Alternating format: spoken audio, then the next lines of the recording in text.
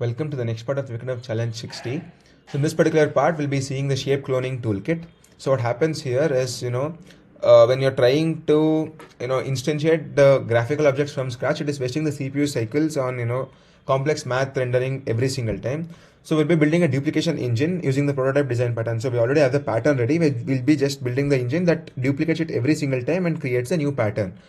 So basically the objective is to enforce memory isolation through copy constructors. Define the universal prototype whatever the universal prototype is there, we have to define that and then build a central registry palette that closes the shape instantly. So we have the, let's think it like a stencil.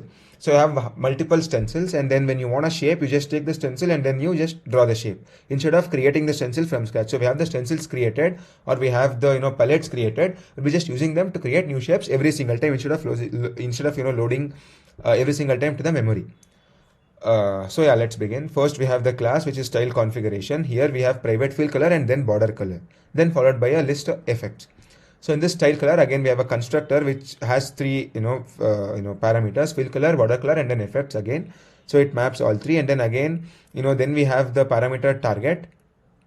So then whatever the fill color is there, it maps that with the target fill color. Whatever the target fill color is there, it maps with that with the fill color, and again similarly with the border color, and then with the effects. So then we have a add effect where it adds an effect. Then we have a set fill color where you can set the fill color whatever color you want, and then it says we have a function, that is method, to string. It says fill this particular color, this border, and this effect.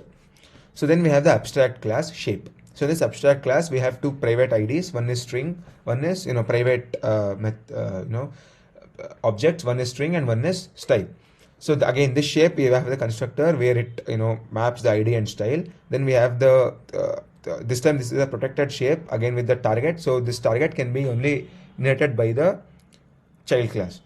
So we have again ID and style, and then we have get ID. It returns ID, and then set ID is to set the new ID. Again get style, and then we have two methods, clone shape and then the render. So again we have this class circle which extends shape. So whenever we want a circle, you already have the this thing ready.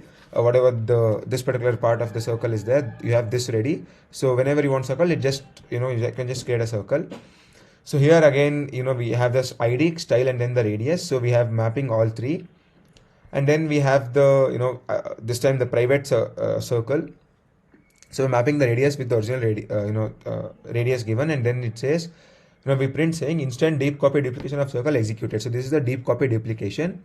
So then we have the simulate heavy CPU math method where we will be telling calculate the 60-degree Bezier point critical points for the circle mesh, and again for that we have the ID, and then just printing statements, and then we have the clone shape, so where it returns the new circle with the whatever the input parameter is there. So then again it displays the it renders. So basically what it renders is rendering circle with ID. So we are using get ID to get that ID, and again radius, then style, and so on. So then we have the polygon. Similarly, all the operations for polygon as well.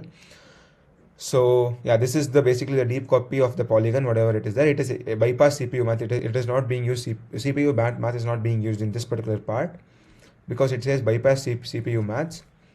So here CPU maths is not calculated. Here you can see simulate heavy CPU math, but here it is not being calculated. So then we have the then we print saying this is the whatever this is there, and so and so stuff. Then we have the clone shape. So again in this particular clone shape we are returning polygon. Then again we are rendering. Now we have the shape registry. So we are using a map which has two inputs. One is string and one is shape. So string followed by shape. Yeah, then we have the a method which is called load default template. So here we have to load default templates. Here you can see default circle style is basically mentioned. We are creating a new object of this style config with all the parameters. That is the radius, the style, the color, and the border, fill color, border color, and then the style and all. So then we are creating a circle.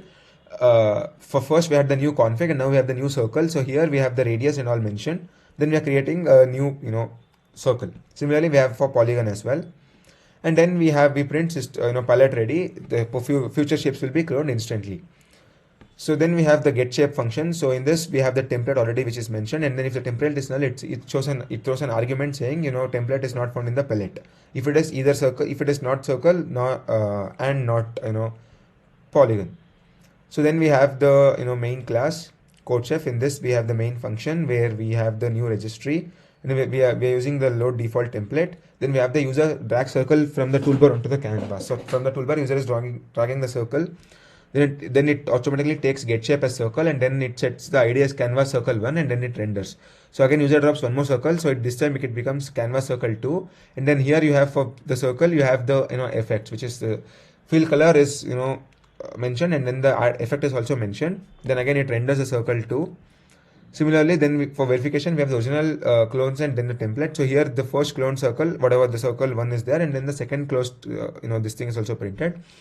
Then it prints the registry template. So whatever the main template was there of the circle, then it takes the circle and takes that main template and renders it. So then we have the again user drags hexagon and modifies its style. So yeah, let me run the program.